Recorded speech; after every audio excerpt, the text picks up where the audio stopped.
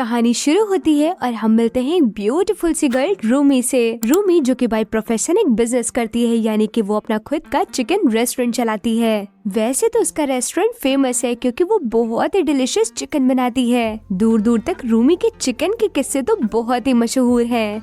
रूमी अभी छोटी उम्र की लड़की थी। बचपन से लेकर आज तक वो कभी भी स्कूल नहीं गई क्योंकि उसके हालातों ने तो उसे मजबूर बना दिया था। उसकी माँ जो कि अक्सर बीमार रहा करती है और इस वक्त भी वो हॉस्पिटल में ही है। छोटी मोटी जिम्मेदारियों का बोझ तो रूमी के कंधों पर आ ही चुका था। तो यही वजह थी कि बचपन से लेकर आज तक वो कभी भी स्कूल नहीं गई। उसके छोटे कंधों ने बड़ी ही कम उम्र में जिम्मेदारियों को संभालना सीख लिया था। अभी रूमी अपनी उलझनों से थोड़ा थोड़ा टैकल करना सीख ही रही थी कि उसके सामने एक और मुसीबत आ खड़ी हुई। उससे और आसपास के दुकानदारों को ये पता चलता है कि टाइसन नाम की एक बड़ी कंपनी उनके दुकानों को तोड़कर वहाँ पर एक बड़ा सा मॉल बनाने की कोशिश कर रही है और जल्द ही वो इनकी दुकानों को हड़पना चाहती है। ये खबर मिलते ही तो जैसे रूमी के होश ही उड़ गए क्योंकि उसके पास तो एकमात्र दुकान ही उसका सहारा थी और ऐसे वहाँ पर रहने वाले कई लोगों की कहानियाँ थी। शायद उनका घर सिर्फ और सिर्फ उनकी दुकानों से चल रहा था। इवन इन दुकानदारों को इतना कम आंका गया कि वहाँ पर इन्हें किसी ने मुआवजा तक देने की जहमत न उठाई। एक दिन शाम के वक्त बहुत से गुंडे आते हैं और इन सभी को दुकानों से बाहर निकालने लगते हैं और जबरदस्ती इनकी दुकानों पे अपना हक जमाने लगते हैं। इधर रूमी की माँ को ये खबर मिल चुकी थी। वो भागी भागी अपनी दुकान और बेटी को बचाने के लिए वहाँ पहुँच गई, लेकिन गुंडों ने बेरहमी दिखाते हुए उसकी माँ को भी रोड पर फेंक दिया, जिसके कारण वो तुरंत ही वहीं पर बेहोश हो जाती है। अपनी माँ की ये हालत देखकर रूमी बहुत घबरा जाती है। वो जल्दी से अपनी माँ को हॉस्पिटल लेके जाती है, लेकिन इलाज के दौरान ही उसकी माँ की डेथ हो जाती है। और अब इसके बाद ही कहानी आगे बढ़ती है जहाँ पर हम देख पाते हैं कि एक बड़ा सा मेटेरॉइड पहाड़ों से जा टकराया। मेटेरॉइड के टकराने की वजह से पहाड़ों से भी अजीब सी शक्ति निकली और वहीं पर इसका पूरा असर पास में ही बह रही झील पर देखने को मिला। झील के पानी में तो जैसे मानो अजीब सा कंपन हो उठा। नेक्स्ट मॉर्निंग ही हमें रूमी के पिता को दिखाया जाता है जिनका नाम सिन है। सिन अपनी मस्त मगन चाल में कहीं टहलते हुए जा रहे हैं, तभी उसे वहीं पर नदी का पानी दिखाई दिया। पानी तो बहुत ही साफ था और प्यास भी लगी हुई थी, जिसके कारण सिन ने वहीं पर रुककर पानी पीने का फैसला किया। पानी दिखने में जितना साफ था उसका टेस्ट उतना ही अजीब था। सिन थोड़ा ही पानी पीकर वहाँ से निकल गया। वो अपने डेली रूटीन की तरह वापस अपनी जॉब पर आ जाता है। दरअसल वो एक बैंक में चौकीदार का काम करता है। ऑफिस पहुंचते ही सिन की तबीयत थोड़ी सी अजीब होने लगी। उसके पेट में काफी दर्द हो रहा था, लेकिन इन सब के बावजूद भी वो अपनी हरकतों से बाज नहीं आया। दरअसल वो वहीं पर काम करने वाली एक महिला से मिला हुआ है। उसने जल्दी उस लेडी के साथ मिलकर उसे छोटी छोटी चोरियां करना सिखा दिया था और आज तो उस लेडी ने बड़ा हाथ मार लिया, जिसके कारण वो पकड़ी गई। और उसके पकड़े जाने की खबर मिलते ही सिन तो जैसे वहाँ से रफ्फू चक्कर हो गया। बचते बचाते फाइनली वो एक रेस्टोरेंट में जा पहुँचा और वहाँ पर बैठकर ड्रिंक करने लगा। उसकी तबीयत भी थोड़ी नाजुक सी लग रही थी। तभी सिन क्या नोटिस करता है कि उसके चारों ओर की चीजें उड़ रही हैं, यहाँ तक कि उसके आसपास रखी टेबल चेयर्स भी उससे दूर जा रही हैं। लेकिन उसे तो ऐसा लग रहा था कि शायद वो शराब के नशे में है और इसी वजह से उसे ये सब ऐसा होता हुआ दिखाई दे रहा है। थोड़ी देर में वो धुत होकर वहीं गिर गया। तभी उस रेस्टोरेंट का मालिक आता है और उसके आसपास ऐसी पड़ी हुई चीजों को देखकर आग बबूला हो जाता है। अब तो वो गुस्से में सिन को वहाँ से धक्के मारकर बाहर निकाल देता है। इससे पहले कि वो पिट जाए, सिन वहाँ से भाग निकलता है और सीधा अपने घर पहुँच जाता है। वहाँ पहुँचते ही वो चैन से बिस्तर पर लेट जाता है और एक सिगरेट निकाल लेता है। अब वो लाइटर उठाने के लिए जैसे ही अपने हाथ को बढ़ाता है, तभी वो क्या नोटिस करता है कि लाइटर तो खुद ब खुद उड़कर उसके हाथों में आ गिरा। उसके लिए ये देखना तो काफी शॉकिंग था। ये कैसे पॉसिबल है? पहला ख्याल तो उसके दिमाग में यही आया था। इससे पहले कि वो कुछ और दिमाग लगा पाता, तुरंत ही उसके पास उसकी बेटी रूमी का कॉल आ जाता है, जो कि उससे अपने माँ के मरने की खबर सुनाती है। ये खबर सुनते ही सिन को धक्का सा लग जाता है और वो तुरंत ही वहाँ से निकल जाता है। फ्यूनरल में पहुँचते ही आज उसने बड़े अरसों के बाद अपनी बेटी रूमी को देखा। अरे वो इतनी बड़ी हो चुकी है, उसे तो खुद की आंखों पर बिलीव नहीं हो रहा। वो अपनी बेटी से बातें करना चाहता है, उसे जोर का हक करना चाहता है, लेकिन शायद उसकी बेटी इन सब चीजों के लिए रेडी नहीं है। वो अपने पिता को इस बात के लिए कभी माफ नहीं करना चाहती कि उनकी वजह से उसकी माँ की ये हालत हुई और आखिर उसके पिता ने उन दोनों को अकेला क्यों छोड़ा। अपने पिता को देखते ही हजारों सवाल रूमी के मन में उमड़ रहे थे। तभी वहीं पर उसी कंपनी का प्रेसिडेंट मिन आ जाता है। रूमी उसे देखते ही भड़क जाती है और उसका कॉलर पकड़ लेती है। मिन गुस्से में कहता है कि तुम्हारी माँ खुद की बीमारी की वजह से मरी है, हमारी वजह से नहीं। इसलिए ये गुस्सा दिखाना बंद कर दो। तभी वहीं पर लोग बीच बचाव करने के लिए आ गए, क्योंकि इस वक्त तो रूमी बहुत गुस्से में थी। वो ओनर मुआवजे के तौर पर उसके हाथों में पैसे थमा देता है, लेकिन रूमी ठहरी खुददार लड़की, उसने पैसे वापस उसके मुंह पर दे मारे और गुस्से में चिल्लाते हुए कहती है कि मेरी माँ की मरने की कीमत तुम ये पैसों से लगा रहे हो, मुझे तुम्हारा एक पैसा नहीं चाहिए। वहीं दूर खड़ा सिन अपनी बेटी पर फख्र करते हुए ये सब कुछ देख रहा था। सिन वहाँ से निकलकर सीधा रूमी का ढाबा देखने के लिए आ गया, लेकिन उसकी हालत तो बहुत बुरी हो चुकी थी। वो ये सब हालात देखकर बहुत दुखी हो गया कि आखिर अब उसकी बेटी कैसे अपना निर्वाह करेगी। और बेटी भी बड़ी खुददार है, उससे तो पैसे लेने से रही। उसे इस वक्त कुछ नहीं सूझ रहा है, इसलिए वो गुस्से में आकर कूड़े के ढेर पर एक जोर का मुक्का मारता है। लेकिन ये क्या, एक मुक्के से ही वो कूड़े का ढेर दूर जाकर गिरता है। तभी उसके दिमाग में एक बार फिर से वो लाइटर वाली घटना भी याद आने लगती है। ऐसा दिमाग में आते ही वो वहाँ से भाग निकलता है और सीधा अपने घर पहुँच जाता है। घर पहुँचते ही एक बार फिर से वो लाइटर के साथ एक्सपेरिमेंट शुरू कर देता है और पहले की तरह इस बार फिर से लाइटर उड़ उड़ के उसके हाथों में आ रहा था। ये सिन के लिए तो किसी जादू से कम नहीं। वो पूरी तरह से शॉक में चला जाता है कि आखिर ये कैसे पॉसिबल है। और अब देखते ही देखते सिन ने बाकी चीजों के साथ भी एक्सपेरिमेंट शुरू कर दिए थे। और फिर क्या था, वो एक साथ घर की सारी चीजों को उड़ाने में कामयाब रहा। आज तो रात भर सिन ने एक्सपेरिमेंट करते हुए बता दिया। नेक्स्ट मॉर्निंग होते ही हमें रूमी को दिखाया जाता है, जो कि एक बार फिर से अपनी दुकान को स्टेबल करने की कोशिश कर रही है। दरअसल वो गुंडे तो कभी भी यहाँ धमकते हैं और पूरी दुकानों की हालत बिगाड़ देते हैं। आसपास के सभी दुकानदारों ने मिलकर लॉयर को हायर किया है, जिसका नाम किम है। किम सभी दुकानदारों को बताता है कि इस कंपनी का ओनर बहुत ही खतरनाक है, यहाँ तक कि वो बहुत बड़ा गैंगस्टर है और इतना पैसे वाला है कि उसे हम क्या सरकार भी हराने में एक बार सोचेगी। तो मुझे ऐसा लगता है कि उससे लड़ना बेफिजूल है, क्योंकि वो एक ही बार में इस पूरे के पूरे शहर को खरीद सकता है। तभी लॉयर किम दुखी होते हुए कहता है कि मैं आपको एक चीज सजेस्ट करना चाहता हूँ, आप लोग जितनी जल्दी हो सके दुकानों के धंधे को बंद कर दीजिए और नए नौकरी के तलाश में निकल जाइए। उसकी ये बात सुनते ही तो रूमी जैसे भड़क ही गई। सभी दुकानदारों ने मिलकर उसे धक्के मारकर वहाँ से बाहर निकाल दिया। इधर रूमी के माँ के मरने की रिपोर्ट्स आ चुकी थी, जहाँ रिपोर्ट्स के थ्रू उसे पता चलता है कि उसकी माँ की मौत गहरी चोट लगने की वजह से हुई है। लेकिन उसके पास इस वक्त कंपनी के खिलाफ कोई सबूत नहीं है कि उनकी वजह से ही उसकी माँ को चोट लगी। यहाँ तक कि जिन लोगों ने वहाँ का वीडियो शूट किया था उन सभी को कंपनी वालों ने तो खरीद ही लिया था। और वैसे भी इतने बड़े आदमी के सामने गवाही देता भी तो कौन। इधर सिन अपनी शक्तियों के चलते एक बड़े से सर्कस में काम मांगने के लिए पहुँच गया और इसकी पावर्स को देखते हुए उसे अच्छे खासे पैसे भी ऑफर किए गए और उसे जल्द ही काम भी मिल गया। ऐसी खबर सुनाने के लिए वो जल्दी जल्दी अपनी बेटी रूमी के पास आ गया और रूमी से रिक्वेस्ट करने लगा कि तुम्हें अपनी आगे की पढ़ाई कंप्लीट करनी चाहिए, क्योंकि मैं बहुत अच्छे पैसे कमाने लगा हूँ और तुम्हें पैसों की चिंता करने की कोई जरूरत नहीं है, मैं सब देख लूंगा। यहाँ तक कि वो एक टाई का यूज करते हुए अजीब सा जादू करके दिखाता है ताकि उसकी बेटी उस पर भरोसा करे। लेकिन रूमी को तो अपने पिता पर बिल्कुल विश्वास नहीं। रूमी गुस्से में कहती है कि आप इन सारी हरकतों को छोड़ दीजिए और आपने तो हमें तब बेसहारा छोड़ा जब मुझे और माँ को सबसे ज्यादा आपकी जरूरत थी। सिन उदास होते हुए अपनी बेटी से कहता है कि मैंने तुम्हें इसलिए छोड़ा क्योंकि मैं पूरी तरह से कर्ज में डूबा हुआ था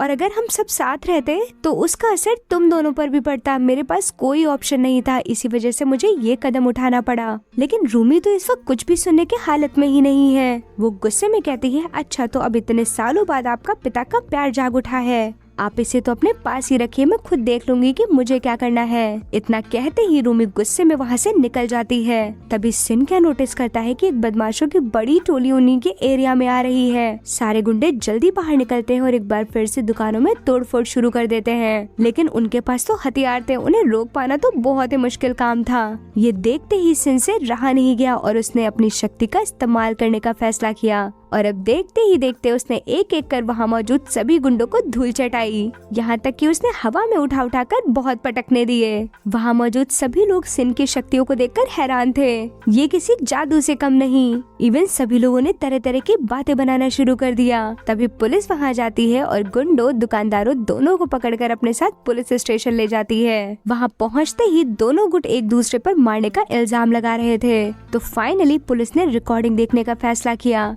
रिकॉर्डिंग देखते ही वो लोग खुद ही दंग रह गए, क्योंकि सिन जिस तरीके से हवा में लोगों को उड़ाकर मार रहा था वो किसी चमत्कार से कम नहीं था। इस तरह का मैजिक देखकर तो पुलिस वाले खुद भी हैरान थे। इस वक्त वो स्टेटमेंट क्या बनाते, इसी वजह के चलते उन्होंने दोनों गुटों को वहाँ से भेजने का फैसला किया। सारे दुकानदार पुलिस स्टेशन में तो मुंह लटका कर खड़े थे, लेकिन बाहर आते ही उनकी खुशी का ठिकाना नहीं रहा, क्योंकि सिन ने गुंडों को धूल जो चटा दी थी। मन ही मन सारे शॉपकीपर्स बहुत खुश हो रहे थे। सभी वहाँ से बाहर निकलते ही सिन को थैंक यू कहते हैं। वहाँ मौजूद हर एक व्यक्ति सिन की तारीफों के पुल बांध रहा था, लेकिन रूमी अब भी अपने पिता से नाराज थी। कहीं गुंडे फिर से ना आ जाए, इसलिए सिन वहाँ पर बैरिकेड बनाना शुरू कर देता है। लॉयर किम सिन के पास आता है और उससे उसकी शक्तियों के बारे में पूछता है। सिन उससे बड़ी ही मजाकिया अंदाज में कहता है कि शायद से ये शक्तियाँ मुझे मेरी पत्नी ने स्वर्ग से भेजी हैं, क्योंकि वो जानती थी कि मैं अच्छा इंसान हूँ। ये बात सुनते ही किम को भी हंसी आ जाती है और वो सीधा रूमी के पास पहुंचता है।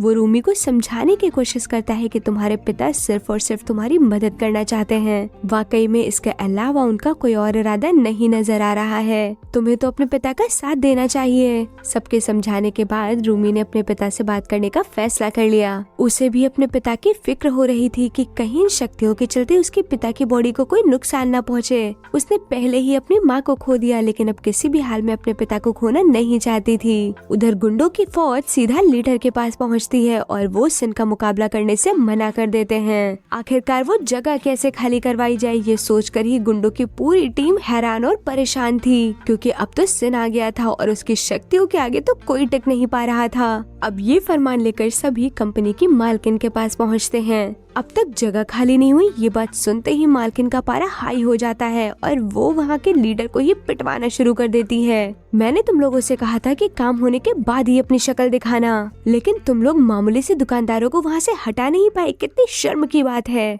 मालकिन चिल्लाते हुए कहती है। धीरे धीरे सिन की शक्तियों की खबर पूरे शहर में फैल गई और फिर क्या था, टीवी न्यूज चैनल सभी ने इन खबरों को कवर अप करना शुरू कर दिया। खबर फैलते ही ये बात किसी को रास नहीं आई, इसलिए धोखे से सिन पर चोरी का इल्जाम लगाया गया और चोरी करने के इल्जाम के चलते उसे जेल के अंदर डाल दिया गया। इधर एक आदमी जो कि पूरी तरीके से बेकसूर था, उसे कंपनी की तरफ से बहुत सारे पैसे खिलाए गए, जिसके चलते उसने रूमी की माँ के मरने का इल्जाम अपने सर पर ले लिया। अब कंपनी के सारे रास्ते पूरी तरह से साफ हो चुके थे। अब मालकिन ने जमीन को हड़पने के लिए कानूनी तरीके से दूसरे पैतरों को अपनाना शुरू किया और देखते ही देखते एक बड़ी फौज लेकर दुकानदारों के पास पहुंच गई। इधर लॉयर किम को जैसे ही इस बात की भनक लगी, उसने तुरंत ही इस बात की खबर रूमी तक पहुंचाई। तुम जितनी जल्दी हो सके वहां से भाग जाओ, क्योंकि सिन तो जेल में है और तुम्हारा अकेले इन गुंडों से मुकाबला कर पाना नामुमकिन है, और अगर तुम वहाँ रुकी तो तुम्हारी भी सेहत को नुकसान पहुँचाया जा सकता है।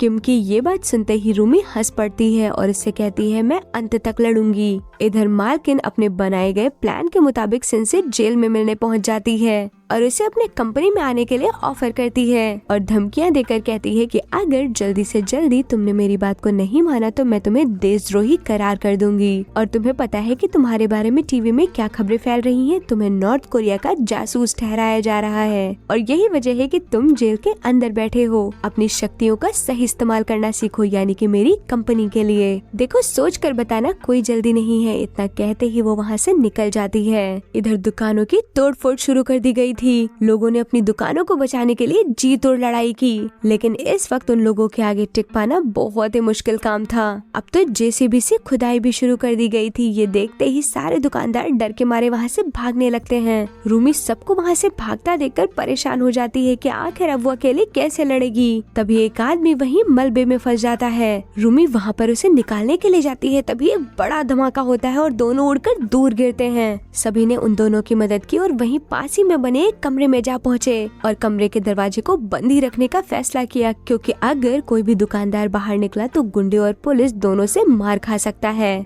इधर सिन जेल में बहुत ज्यादा परेशान है कि आखिर बाहर क्या चल रहा होगा। ये जानने के लिए उसने एक मैजिक किया और एक पुलिस वाले का फोन अपने हाथों में ले लिया। फोन पर दंगे की इस तरह की खबरों को देखकर वो हैरान ही रह गया। उसे अपनी बेटी की याद आने लगी, क्योंकि वो बचपन से उसके साथ नहीं रहा और अब वो किसी भी हाल में अपनी बेटी को अकेला नहीं छोड़ना चाहता। वो उसकी लड़ाई में उसका साथ देना चाहता है, लेकिन आखिर कैसे। अब उसने दूसरा तरीका अपनाया और अपनी सारी इंद्रियों को काबू कर एक मैजिक किया, जिसकी वजह से हथकड़ी अपने आप टूट गई और देखते ही देखते उसने दीवार में एक बड़ा छेद कर दिया और सीधे बिल्डिंग से नीचे छलांग लगा दिया। बाहर आते ही सबसे पहले उसकी नजर मालकिन और उसकी कार पर गई। मालकिन की रॉयल सी कार को देखकर उसने चुटकियों में ही उसका कीमा बना दिया। अब उसने धीरे धीरे उड़ना शुरू किया और सडन वो तेज स्पीड में उड़ा और सीधा जाकर बिल्डिंग से टक्कर खा के नीचे गिर गया। उसकी आंखों के सामने बार बार उसकी बेटी का चेहरा आ रहा था और ऐसा होते ही वो क्रिश की स्पीड से दौड़कर आगे भागने लगा। इधर सारे दुकानदार भगदड़ के चलते छत तक पहुंचने में कामयाब हो गए,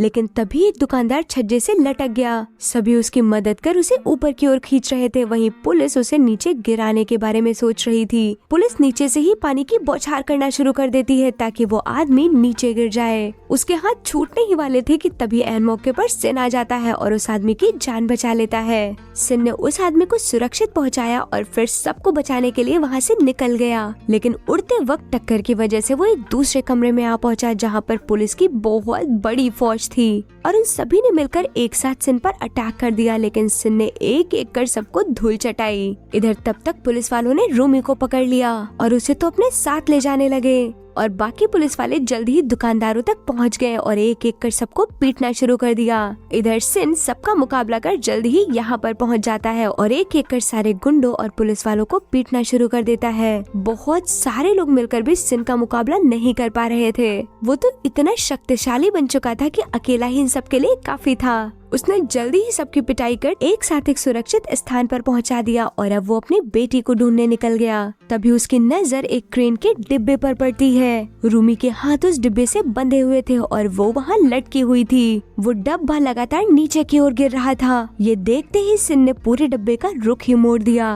और उसे सुरक्षित छत तक पहुंचाने लगा, लेकिन तभी वहां अंदर से पुलिस निकल कर आ गई और झड़प के चलते रूमी का हाथ छूट गया और वो सीधा नीचे गिरने लगी। ऊंचाई काफी ज्यादा थी और अगर रूमी ऐसे जमीन पर गिरी तो मारी जाएगी। तभी सिन ने अपनी सूझबूझ का इस्तेमाल किया और जमीन में गिरने से पहले रूमी को अपनी गोद में ले लिया। फाइनली सिन ने अपनी रूमी की भी जान बचा ली थी। उसने सबसे पहले तो रूमी और फिर सभी से माफी मांगी और फिर खुद को पुलिस के हवाले कर दिया। उसे 4 साल की सजा करार हुई और उसके अच्छाई के चलते जल्दी उसे जेल से छोड़ दिया गया। जब वो बाहर निकल कर आया तो उसे पता चला कि वहाँ पर गुंडों ने कोई मॉल नहीं बनाया। कंपनी को पुलिस के द्वारा वहाँ से हटा दिया गया था और सारी दुकानें वैसी की वैसी थी। फिर वो अपनी बेटी के रेस्टोरेंट पर पहुँचता है जो कि जगमगा रहा था और अब उसके नए रेस्टोरेंट का नाम सुपर पावर चिकन था। ये देखकर तो सिन की खुशी का ठिकाना नहीं रहा। तो इसी के साथ ये मूवी यहीं पर एंड हो जाती है। सो फ्रेंड्स, आपको ये मूवी कैसी लगी हमें ये कमेंट सेक्शन में जरूर बताएं। हमारे चैनल को लाइक करें, शेयर करें और सब्सक्राइब करना तो बिल्कुल ना भूलें। Thank you for watching the video.